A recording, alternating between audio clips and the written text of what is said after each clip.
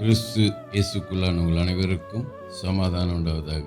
இன்றைய தியானத்திற்காக எடுத்துக்கொள்ளப்பட்ட வேத வசனம் எஸ்ஐயா 45:22. பூமியின் எல்லை எங்கும் உள்ளவர்களே, என்னை நோக்கி பாருங்கள், அப்பொழுது ரட்சிக்கப்படுவீர்கள். நானே தேவன், வேறொருவரும் இல்லை. ஆமென். அழகா எஸ்ஐயா தீர்க்கதரிசி சொல்றாரு, பூமியின் எல்லை எங்கும் உள்ளவர்களே, என்னை நோக்கி பாருங்கள்.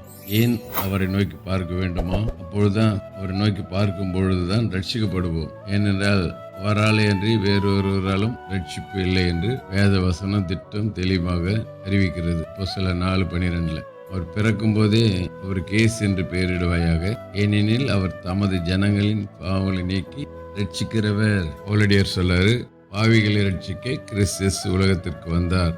ஆகவே ஆண்டவரை நோக்கி பார்க்கணும். ஏன் நோக்கி பார்க்கணும்னு சொன்னா, பாவத்திலிருந்து, சாபத்திலிருந்து, பிசாசின் போராட்டத்திலிருந்து, வியாதியிலிருந்து காப்பாற்றப்பட வேண்டும் என்பதற்காக அவரை நோக்கி பார்க்கணும். அவரை நோக்கி பார்த்த முகங்கள் பிரகாசித்து சொல்றார். எப்படி வனாந்தரத்திலே கொல்லிவாய் சர்பம் கடிக்கப்பட்டவர்கள் இந்த மரத்திலே தூக்கப்பட்ட உயர்த்தப்பட்டிருந்த வெண்கல சர்ப்பத்தை பார்த்து பிழைத்து கொண்டார்களோ, அதே போல சிலுவையில் அறையப்பட்ட இயேசுவை நோக்கி பார்க்கிறவர்கள் பிழைப்பார்கள் சொல்லி பார்க்கிறோம்.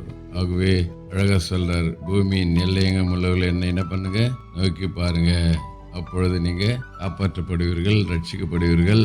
ரட்சிப்பு பெறாம பரலோகத்துக்கு போக முடியாது. ஒருவன் மறுபடியும் பிறவாவற்றில் தேவன் ராஜ்யத்தை காண மாட்டான்னு சொல்றாரு. ஜலத்தினால் ஆவினால் பிறவாவற்றில் தேவன் ராஜ்யத்தில் பிரவேசிக்க முடியாது. ரட்சிக்கப்படாம என்னதான் டொனேஷன் கொடுத்தாலும், ஆராதனையில் கலந்து கொண்டாலும், நன்மையான காரியங்களை செய்தாலும் அதனால பரலோகத்துக்கு போக முடியாது. ரட்சிக்கப்படணும், பாவம் மன்னிக்கப்படணும், இயேசுவின் ரத்தினால் கழுவப்பட வேண்டும். அப்பொழுதுதான் பரலோகத்துக்கு போக முடியும். ஆகதான் சொல்றாரு, என் பூமியின் எல்லை எங்கும் உள்ளவர் என்னை நோக்கி பாருங்க, அப்பொழுது நீங்க ரட்சிக்கப்படுங்க.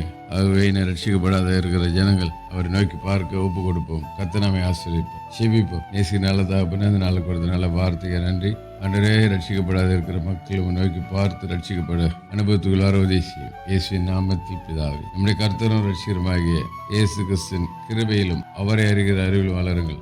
அவருக்கு இப்பொழுதும் என்னென்றைக்கு மகிமை உண்டாவதாக. கர்த்தராகிய இயேசு கிறிஸ்துவின் கிருபை உங்கள் அனைவரோடு கூட இருப்பதாக. ஆமென், ஆமென், ஆமென்.